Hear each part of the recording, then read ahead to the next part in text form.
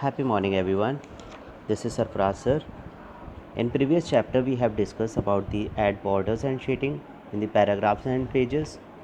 Today in lesson number 14 that is the part of T3. In this chapter we will discuss about edges, margin, page layout and styles. Right? As we know that margins are the spaces between the pages and on the corner of the pages.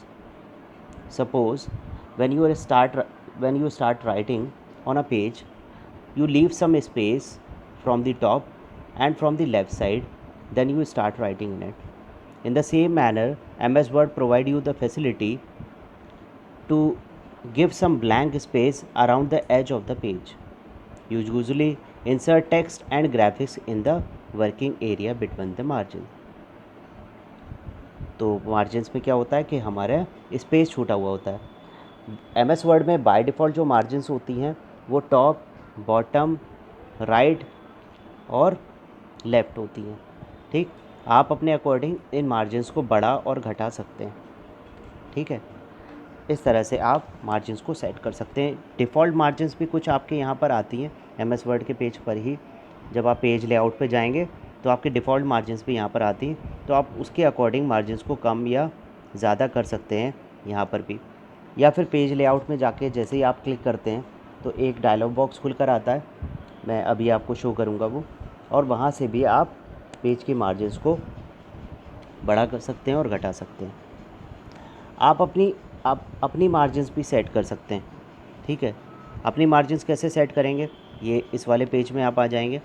यहाँ पर देखिए top में margin 2.54 centimetre, bottom में 2.54 centimetre, left में 5 centimetre और right में 5 centimetre.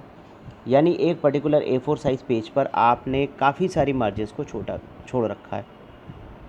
Right, तो इतनी ज़्यादा मार्जिन की ज़रूरत नहीं है. अगर आप 1 सेंटीमीटर भी छोड़ेंगे तब भी वहाँ पर आप छोड़ सकते हैं, या टॉप में आपको ज़्यादा कुछ हेडिंग्स वगैरह ये हेडर डालना है तो आप ज़्यादा मार्जिन्स भी छोड़ सकते हैं.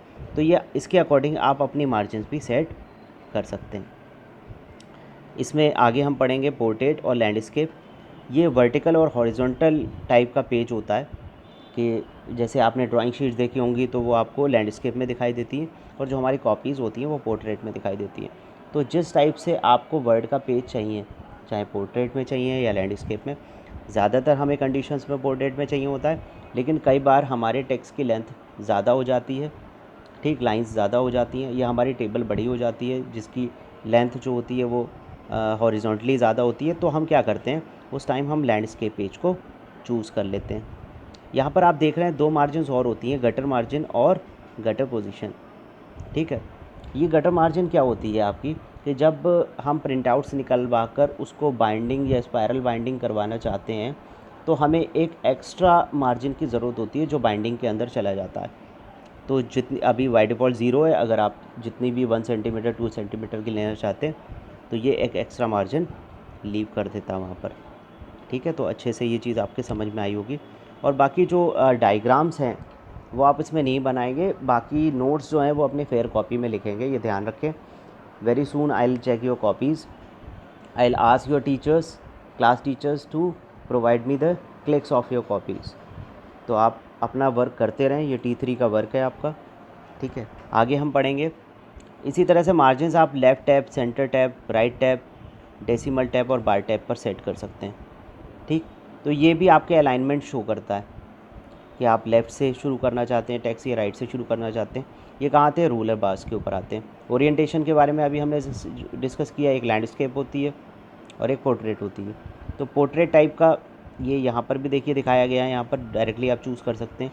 तो पोर्ट्रेट आपका क्या होता है कि लेंथ जो है वो आपकी ज़्यादा हो जाती है, पेज इस तरीके का होता है. ठीक, और ये हॉरिजॉन्टली हो जाता है, जिसमें लैंडस्केप वाले में इस टाइप से होगा जो हॉरिजॉन्टली हो जाएगा.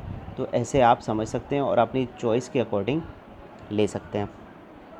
इसमें आप MCQs देखेंगे, कुछ मैं MCQs डिस्कस करूँगा. विच item you can not position in the margins. हम जो मार्जिन्स डालिए उसमें कौन सी चीज़ हम नहीं डाल सकते, हेडर्स, फुटर्स, पेज नंबर या टेबल.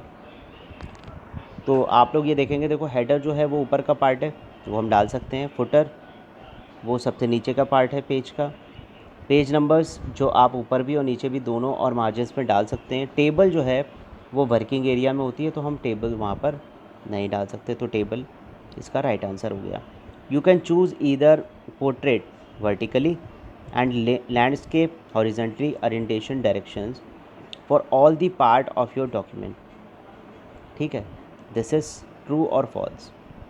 तो अभी मैंने बताया कि आप जैसे भी चाहते हैं पेज का ओरिएंटेशन आप चूज़ कर सकते हैं, चाहे आप पोर्ट्रेट करें या लैंडस्केप करें, तो दिस इज़ ट्रू।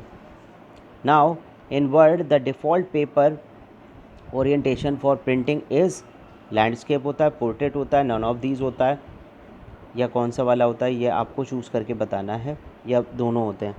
तो डिफ़ॉल्ट जो है ये अभी मैंने बताया कि बाय डिफ़ॉल्ट जो पेज होता है वो हमारे कॉपी के पेज की तरह पोर्ट्रेट होता है। ठीक, यानी उसकी वो वर्टिकली जो है वो पेज ओरिएंटेशन में होता है। अगर आप उसको लैंडस्केप करना चाहते हैं तो आप उसको लैंडस्केप कर सकते हैं। The term portrait refer to what type of orientation of the paper. जो पोर्ट्रेट वाला है वो वर्टिकल होता है या हॉरिजॉन्टल होता है, ये मैं अभी आपको बता चुका हूँ कि वो वर्टिकल पेज होता है। बाय डिफ़ॉल्ट हमारे पेजेस वर्टिकल होते हैं, जब हम लैंडस्केप लेंगे तब ये हॉरिजॉन्टल में कन्वर्ट हो जाएगा। नेक्स्ट हम आते हैं लेसन नंबर 15 में, इसी का वर्ड का पार्ट है। इन्होंने लेसन में छोटे छोटे लेसन्स में डिवाइड कर दिया, लेकिन यही वो MS वर्ड सेकंड का पार्ट है। रिव्यूइंग डॉक्यूमेंट, इसको ध्यान से समझेंगे। रिव्यूइंग डॉक्यूमेंट्स में क्या होता है कि हम दो तरह से रिव्यू कर सकते हैं, एक तो ट्रैक चेंज कर सकते हैं, ठीक है, और दूसरा कमेंट्स कर सकते हैं। तो ये आखिर ये ट्रैक चेंज और कमेंट्स हैं क्या? ठीक, ये बहुत इंपॉर्टेंट फीचर्स हैं कि जब मान लीजिए आपने अपना डॉक्यूमेंट बना लिया या किसी और ने डॉक्यूमेंट बना के दिया, तो जब आप रिव्यू में जाकर ट्रैक चेंजेस एक ऑप्शन आता है, ये आपको कहाँ मिलता है? रिव्यू में जाके ट्रैक चेंज करके ऑप्शन आपको मिलता है। मैं आपको जब प्रैक्टिकल वीडियो भेजूँगा तो ज़्यादा अच्छे समझ में आएगा।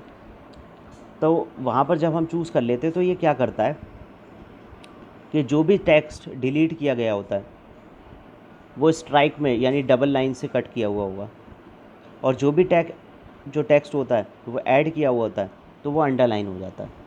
यानी आपकी डॉक्यूमेंट में कोई भी बाद में छेड़छाड़ होगी, उसका रिव्यू होगा, तो वो डिफरेंट टाइप से शो हो जाएगा। जैसे टीचर आपकी कॉपी चेक करता है, आपने तो उसको वर्क करके दे दिया, अब टीचर क्या करते हैं, या तो गलत होता है तो उसको अंडरलाइन कर देते हैं, ठीक, या उसे कट कर देते हैं, तो जिससे आपको ये टीचर का एक रिव्यू हो जाता है, और आपके पास जब कॉपी आती है तो आपको पता लग जाता है कि मेरी क्या क्या मिस्टेक्स थी उसमें। तो इसी तरीके से जब आप ट्रैक चेंज पे लगा देते हैं तब जो भी चेंजेस करे जाते हैं वो स्ट्राइक थ्रू में आते हैं। स्ट्राइक थ्रू में कैसे आएंगे कि जब वो डिलीट कर दिए गए तो स्ट्राइक थ्रू में आएंगे, और अगर ऐड करा गया नया तो वो अंडरलाइन के शेप में आएगा। आई होप आपके समझ में आ गया होगा ये। अब एक और ऑप्शन होता है इंसर्टिंग कमेंट्स, ये भी बहुत एक अच्छा ऑप्शन होता है इंसर्टिंग कमेंट्स।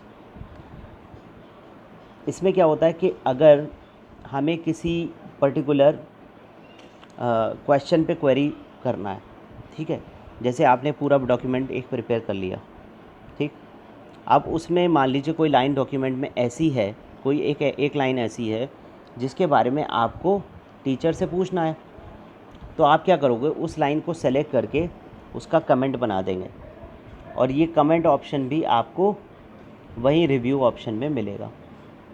कमेंट में जैसे ही आप क्लिक करते हैं, ठीक है, जैसे रिव्यू में कमेंट्स ग्रुप में जाके न्यू कमेंट पे जैसे ही आप क्लिक करेंगे तो एक सर्कल सा बन के आ जाएगा, उसमें आप कुछ लिख सकते हैं, ठीक।